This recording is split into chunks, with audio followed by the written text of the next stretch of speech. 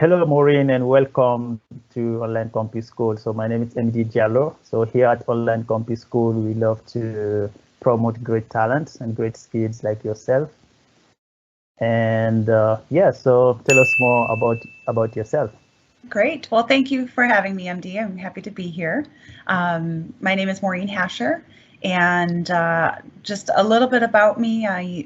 One of the primary reasons we're here today is to talk about running, but I do other things as well besides running. When I'm not running, I head up talent operations for Actionly. We are a brand representation company. We work nationwide and throughout Canada as well. And then I also am an adjunct faculty member at Southern New Hampshire University, and I teach business courses and human resources courses there. You can connect with me on LinkedIn. I think MD will share that. I also, I live in Las Vegas and share all of the wonderful things to do in Las Vegas with my husband of 18 years. Wow. And we have two very spoiled cats. Those are our kids, but we love to travel and we both love to go out and eat and experience all the wonderful restaurants around Las Vegas. I also like to play volleyball. I haven't done that in a little while, but I do really enjoy volleyball. So try to keep it well-rounded. Involved in filling up my time. You're so busy. So you have an MBA at Walsh University. Mm-hmm. How was it? That's awesome. That's a great achievement. Thank you. Yes, I worked through the MBA program at Walsh University. I took their online courses, and it was my first experience learning online. I had such a great experience and was more connected with my classmates and the teachers than I expected to be. And because of that experience, that's what got me interested in becoming an adjunct faculty member for Southern New Hampshire University. Once I graduated with my MBA, I was able to join that opportunity and carry that forward. Southern SNHU has great expectations of their adjunct faculty members in connecting with students, helping them, and really making it a one-to-one experience and a connected experience, even though it's online. So how do someone get approved for an MBA? How long it takes? How much it costs? Oh, there's a lot to talk through there. I mean, it can vary based on the school you attend. The program that I went through at Walsh, I was accepted just through an application. At the time, I did not have to take an entrance exam. That may have changed since then. And I think in the entirety, their program was maybe around 20 to 22,000, which is incredibly reasonable for an MBA. And again, very happy with the experience that I had there. Wow. So what do you think about the degrees? Like, you have engineers, then they go to MBA, then they go to PhD. So what is the importance of an MBA? Is that something that helps you become like a CEO, like running a big organization? What's the That's a great question. So I've spent over 20 years working within human resources and talent acquisition, but have always been very connected to the business in each and every one of my roles. And so the MBA really was a great way for me to reconnect to other parts of the business, right? I learned more in depth about finance, learning more about business operations, learning more about strategic, strategy and implementing strategies. And so it rounded out my education to couple well with my experiences. And it does help remove barriers, right? So once you have your MBA, if that's something that an organization is seeking as a requirement, it helps remove those barriers as well. That's true. So the Southern New Hampshire University. And so what do you teach there? What's the main course? I teach various business courses and organizational leadership. I do have a focus on the courses that relate to human resources within that track, and they are working on additional human resources content and courses that help prepare the students for actually working in human resources once they graduate. Wow, that's awesome. Wow, that's good. So now you are part of the Las Vegas Runners group. Yes. So you like to run, and So tell me more about the Las Vegas Runner Group and how did you get to love to running like every week or probably many times a week? Sure. To talk a little bit about running history, I did run track in high school. And so that's really where I was introduced to running. And I did not like distance running at that point. Running the mile warm up was something I dreaded. In high school, wow. In high school, yes. I ran the 300-meter hurdles. That was my race. Kind of a tough race, but I really enjoyed it. And then I lost touch with running a little bit through college, but shortly after college, I was looking to get fit again and thought I would give running another try and fell back in love with it. So I lived in Ohio for quite a few years and moved to Las Vegas about 6 years ago. When I moved, I wasn't familiar with the area. I didn't really know where to run. There weren't quite the trails that I had found in Ohio. So I went on to Meetup and found Las Vegas Runners group through Meetup. Yeah, I did the same. I just joined the group last month and I just did the same. I've been here in Las Vegas for 3 years. I run for myself, running around the areas, but I went to meet up and find this group, and that's where we met. And I like the group. It's very challenging. I have too much professionals. You guys are so good. Well, I will say that it was very welcoming. My first day there were so many people that introduced themselves and welcomed me to the group. And there are all levels of runners, right? There are individuals that come and they walk. Yeah. There are some that run down in the 6-minute mile mark. I like that. I like the flexibility. Yes, because that's very good for beginners. You just come in. They don't ask. You don't have to run everything. You can walk if you want. You can exactly. You can just have a good time if you want. You can stop if you're tired. That's good. I like absolutely. And no judgment, right? I've never sensed or felt any judgment on anyone's capabilities, running capabilities. Everyone is very encouraging, regardless of where you are in your running experience. Yeah, that's so nice. So recently you ran a marathon, right?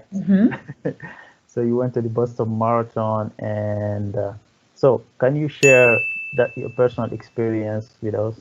How did it go, and how hard it was? Great question.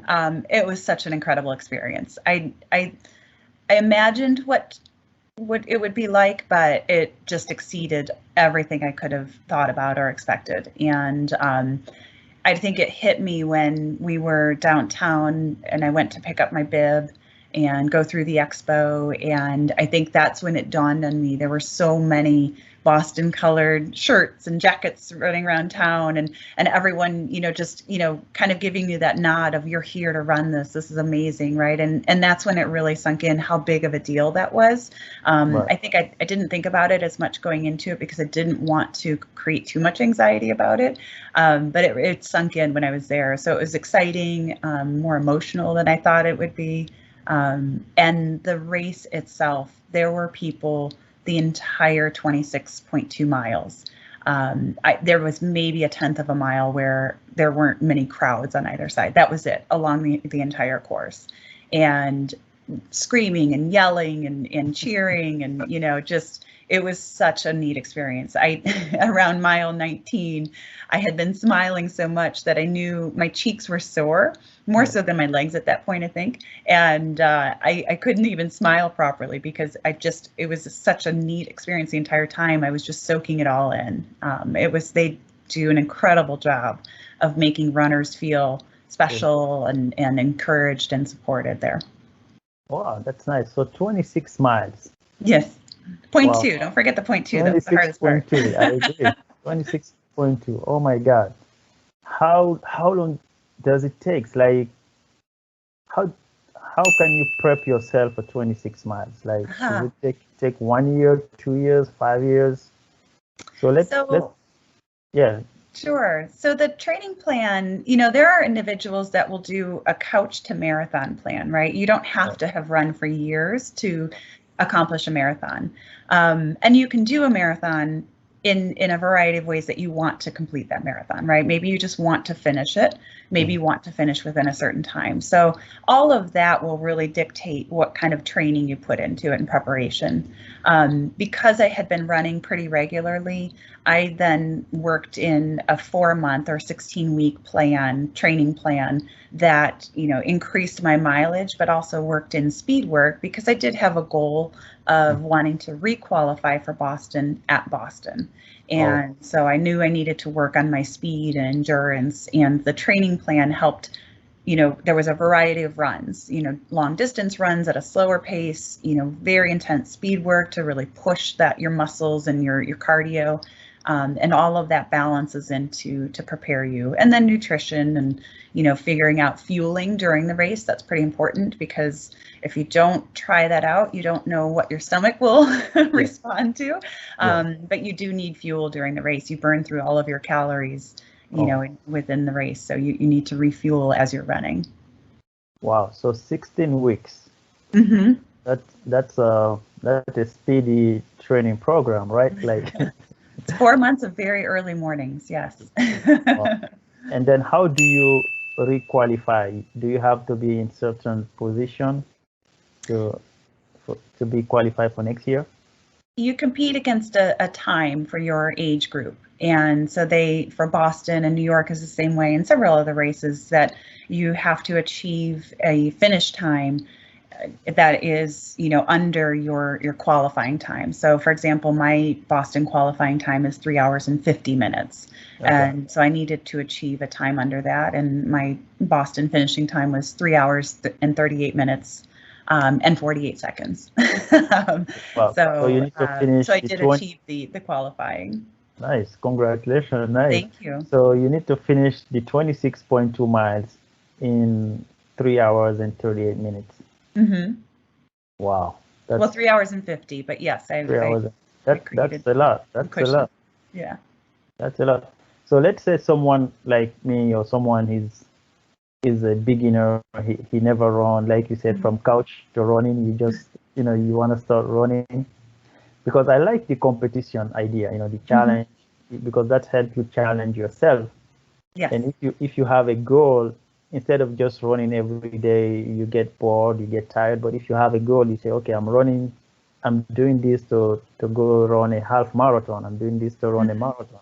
So that gives you at least for me, it gives me the motivation to push myself. Right. So what kind of training program can you advise someone who's getting started to go from 0 miles to 26 miles in 4 hours? That's hard. So, and the first. Sorry. Go ahead. Go ahead. Sorry. The first thing is to not ramp up on miles too quickly, because that's certainly a quick way to get injured. There are a lot of different training programs out there, training groups. My first marathon, I worked with the Las Vegas runners, had a marathon training group. And so I was running with a group of individuals, and we followed the training plan that I did use that same plan again when I trained for Boston. But I would say for beginning runners, don't try to overdo it. You're going to have days where it feels really good and you think, oh, I can go double the miles I was planning on. That's where you end up, you can get hurt. But as you're starting out, there are things that you have to overcome. And this is from personal experience. I'm not a certified coach, but a lot of the things that helped me was, just getting into a rhythm. And, if you get into a breathing pattern where you breathe in 3 or 4 footsteps and then breathe out 3 or 4 footsteps, or maybe it's 2, whatever works for you. But if you can get yourself into a breathing pattern, that helps keep your breathing calm and moderated, which then keeps you from getting out of breath and having to stop. So slowing down your breath and doing that by matching it to a pattern of your steps. I would also say, don't run as fast as you think you can, because you'll be able to go longer, right? So slow it down a little bit and go a little bit longer each day. Very, very quickly if you run fast. So the breathing exercise, do you breathe always with the nose or you breathe with the mouth? How someone can can practice the breathing exercise. Sure. There are a lot of individuals that will say breathe through your nose because it does slow you down. I have not successfully done that. So I do breathe, in and out through my mouth. But if you're running a slow enough pace and you can, intake enough through your nose and then out through your mouth, that's, for a lot of exercise, that's what they recommend. Yeah. But I do that sometimes, but that's not quite as easy. Yeah, because sometimes when you're running, I run sometimes, but if you go in slow pace, you can breathe with your nose. It's very easy. Right. But when you get intense, then you want to get that oxygen in. Yes. It's just your nose, the pipe of your nose just becomes so small. Yeah, so small to get it in and get the CO2 out. You're like, exactly. Oh. You're like, but yeah. So someone who never run in his life and he's just getting started. Does he need, and that person need to start with 1 mile, every morning you do 1 mile, 2 miles a day? How can you do it in an incremental way? Sure. Let's say the first 6 months, or the first 3 months, how many miles maybe you can do just to get your body, to get your muscles, your muscle memory ready, and then your breathing exercise, Is it 1 mile, 2 miles, and then every 3 months, maybe you can add an extra 2 miles? How can you handle that? I think, it will be different for each person, but you can really achieve much more than that within a couple of months. I would say for your very first run, try to do a 1/4 mile without stopping, and then walk a little bit. Maybe walk a 1/4 you run mile. a 1/4 mile without stopping. You just go. You go 1/4 mile without stopping, right? And then walk for a little bit, and then do another one, and then, do that a couple of times, and then maybe, the 3rd or 4th day, try to do a 1/2 mile. Try to do a mile. And a lot of times, running is very, it's a mental challenge as well as a physical challenge. Yeah. And so, setting goals for yourself, right? If you do a 1/2 mile, but you still feel okay, say, okay, I'll run to that next tree, or I'll run to the next stop sign, and set incremental goals, because then you'll start to see, okay, well, that wasn't bad. Let me do the next tree beyond that, but without, again, not doubling your miles in one single day, but, just adding incrementally and trying to maintain form and breathing so that you can continue to build on that. When I say form, my track coach in high school used to make us run with our thumbs out so that we would keep our diaphragm free rather than crossing over. And he would make us leave our hands open, right? So we weren't using all of our muscle tense in our arms. If you leave your hands loose and open, that helps reserve that energy for your legs and everything else that you need for running. So, keeping your arms open and moving, getting the breathing pattern, getting those things down and into your pattern and what's comfortable for you will help you then add miles and distance onto your running. Wow, that's a very good tip. I like I like this. So get started with a 1/4 miles. And then if you can do that on one lap without, if you can finish it, that's mean, yeah, you're good. Then maybe do that 2-3 times. Then try to do a 1/2 miles, maybe 2-3 times. Maybe your first month you can do a 1/4 mile just for your first month. Your second month, maybe a 1/2 mile. I'm just doing brainstorming here. Sure. I think you could easily get to a 5K, which is 3.1 miles within a month. Within a month, okay. And there are numerous Couch to 5K programs that will help you plan out. So maybe those prescribe a 1/10 of a mile the first day or a 1/2 mile the first day, right? They'll have different plans that you can follow, but you can easily get to a 5K. I would say in about a month and a half. In 1 month, that's mean you're running at least 3 times per week. Right. It depends the intensity and the commitment to it. Yes. Right. That's great. So if you can do 5K the first month, then what do you do the next month? Do you go to 10K or do you go to 6K, 7K? It would take a little longer to get to the 10K and then the half marathon. Yes. But again, I would recommend finding, some different plans online to follow that will help you, plan your runs and stick to a schedule that will get you there safely, right? That's, again, the key is to not add miles too quickly so that you end up, unfortunately, getting injured potentially. Yeah, that's true. Yeah, I like this, that program. Like, yeah, someone gets started, the first month, maybe that's a good goal.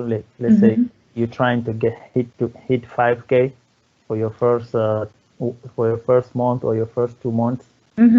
And like you said, you can find a coach to help you out. But what I find interesting is joining a group. I think joining a group is very good for motivation. Yes. Like you said, running, it's more, in the head.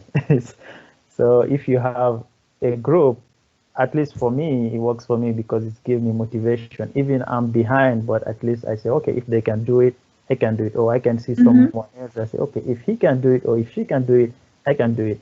I can try, Exactly. And then sometimes when you do too much, like I think the first time I did 7 miles. Oh, I mean, that's a lot for the first. I mean, I could. I mean, my foot. I couldn't move my feet. It was. But the good thing is, I was doing 2 miles a day. So I went from 2 miles to 7 miles, and then I said, okay, I'm gonna see how my body is gonna respond. But I was surprised because it just took me one day to recover. Right. I went to bed, and then the next day, the next day was a little bit, I was in 100%, maybe I was like 80%. And then the second day, I couldn't feel it. I'm like, okay, so the 2 miles I was doing previously was, get me, help me to take in the 7 miles. It's interesting because even a lot of half marathon training programs, which is 13.1 miles, those programs, the longest run you'll do is maybe 10 or 11 miles, right? So you may not even run 13.1 miles prior to your actual first half marathon day. And just like your experience, you ran enough that, okay, wow, you could add that mileage. You had it in you because you had a good base already built.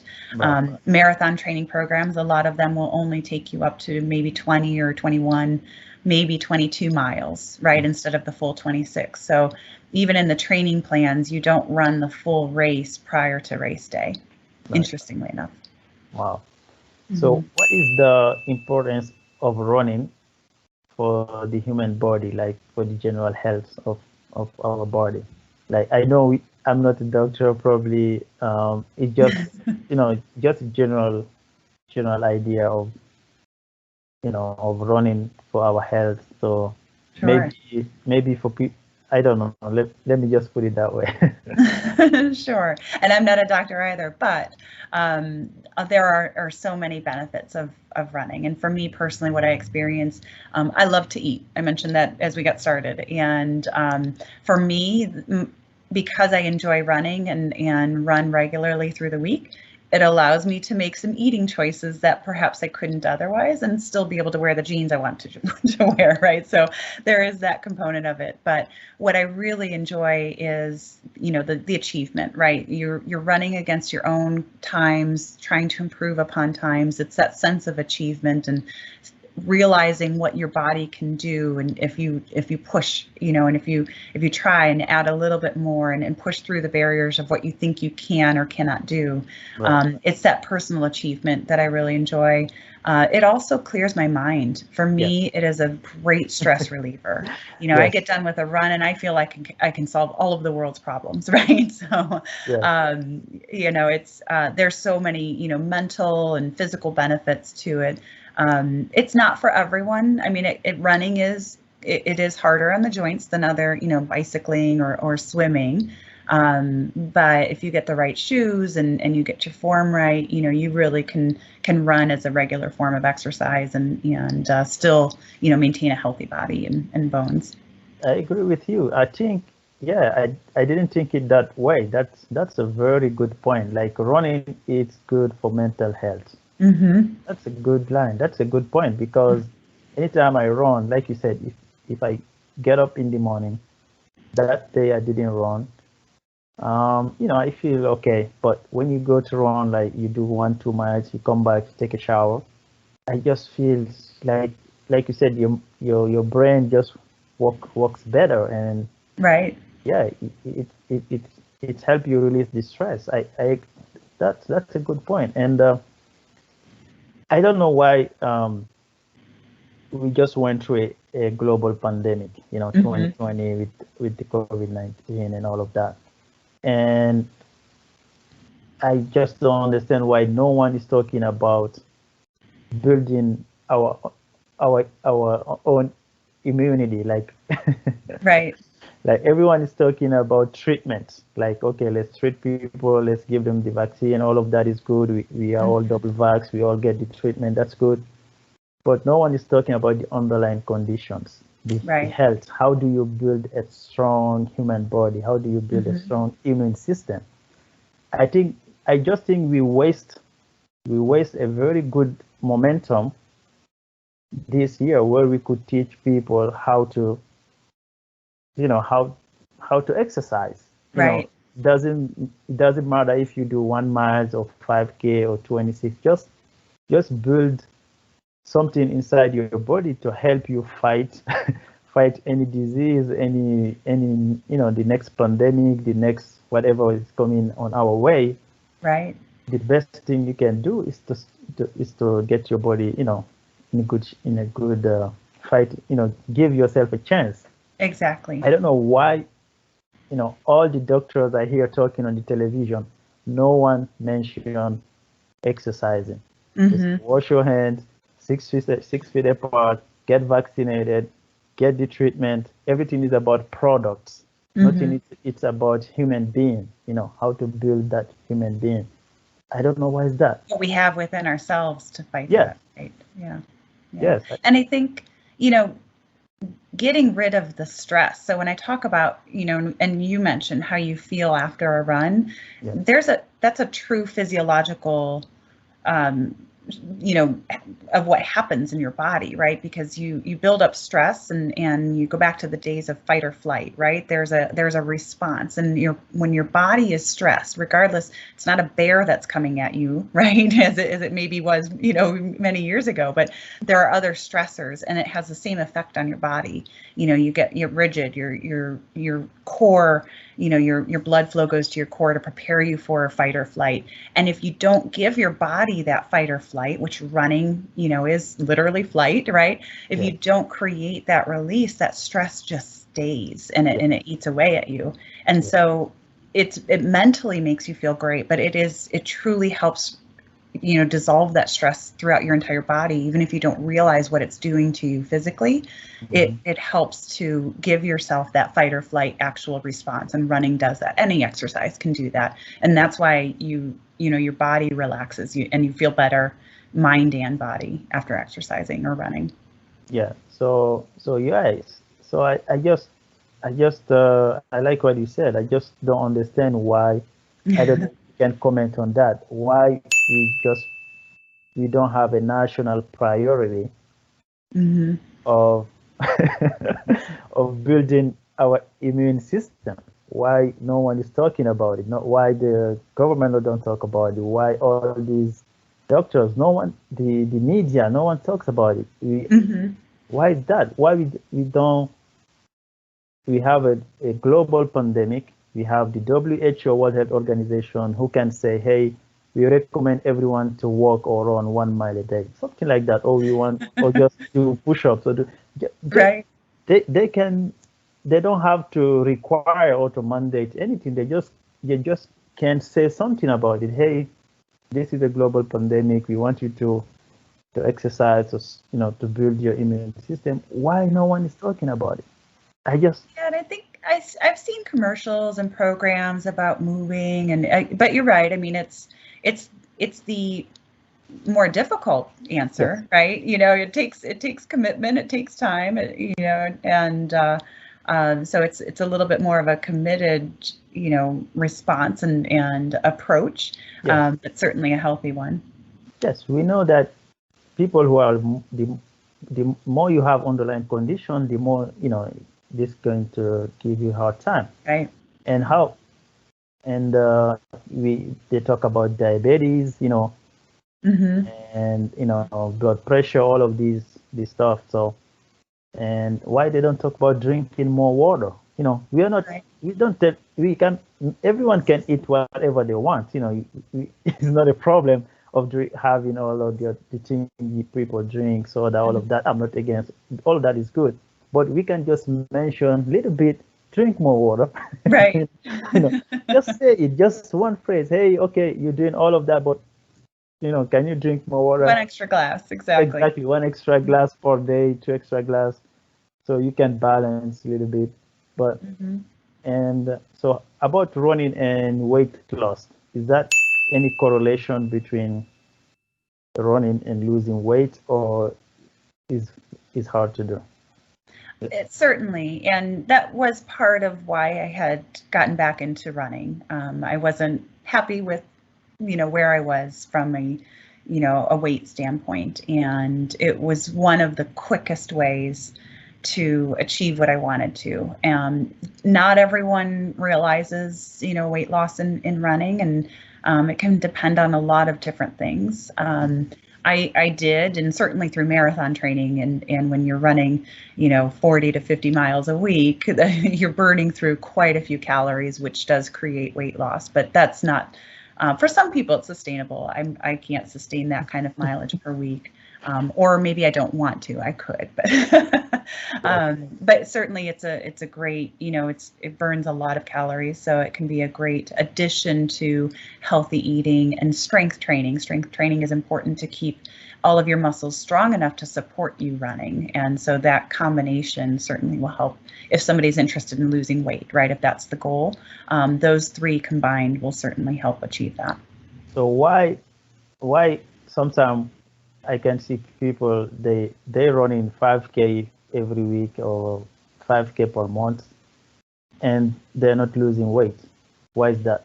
Is that some people, they just start running, and maybe it's the instant gratification, because people want to see the result quickly. So why is that? Or it just depend on their body and on their eating behavior, because you have to eat, probably maybe you have to balance the food and the exercise at the same time, right? Yes to all of the above, right? It's each individual body makeup and type and what it takes to shed weight, and yes, if you run a 5K every Sunday, but then right after the 5K you reward yourself with a massive donut, right? You kind of wipe out what you just did. Exactly. And also your body does get used to it. Just with any exercise, the more you do it, your body gets used to it, so you don't realize the same benefits. If I ran just 4 miles every week, my body would be so used to it that I would stop seeing the benefits, the returns of it, because I'm not challenging my muscles or my body at that point. So that could be part of it as well, but it certainly is individual. It could be eating habits, it could be body type, it could be, just the body is used to running that 5K every week, and so it's not really doing anything for them anymore at that point. Yes. So like you still said, worth doing, but that's true. Still worth it. Like you said, if you run, like you're gonna burn some calories. Let's say you burn 100 calories, and then you get, I don't know, donuts or some fast foods. So you put it back in. Maybe you put back in 500 calories. You only burn 100, so you still have an extra 400 on your body. Yep. Exactly. Comes down to math, right? Yeah. That's good. That's good. Hey, this was nice. Hope we can do this again. And thank you for sharing your experience with us. My big takeaway here, it's I think it's everyone can exercise, is and using the flexibility of their own body, and then probably start with the quarter miles or half miles. Probably try to get a 5K your first month. I think that's a good goal, and then move from there. And hopefully, if you do it, if you if you do that after 1 year, maybe your second year you can run a half marathon, right? Yeah, I think there are quite a few people who, as I mentioned, there's couch to half marathon programs who, in 3 or 4 months time, they're running a half marathon, and maybe not as fast as they will the next time they try it, but yeah, you could even achieve it within the first year. Nice. So if someone want to reach out to you, what's the best way where people can find you? Sure, I would say to connect through LinkedIn. LinkedIn. And yeah, we can connect there, and I receive messages through LinkedIn as well. Yeah, LinkedIn. I like LinkedIn. It's very professional. It's this one, right? Mm-hmm. That's me. Yes. And you say I get people, or at least I strive to do so. What do you mean by that? So a large part of what I do in my role in heading up talent operations is recruiting. And so getting people, right? Kind of a play on words, but another big aspect to what I do in human resources is, coaching and development. So getting people as in understanding people, understanding where they're coming from, what their challenges are, what their potential is, and helping to help them realize that. So getting people in two different ways, a little play on words. Hey, thank you so much, Maureen. I really appreciate your time and all these good advice about running, doing exercise. I hope we can do this again. So thank you so much for being here, and see you next time. Thank you. Great. Thank you so much, MD. I've enjoyed talking with you. Nice. Thank you. Stay well, and bye.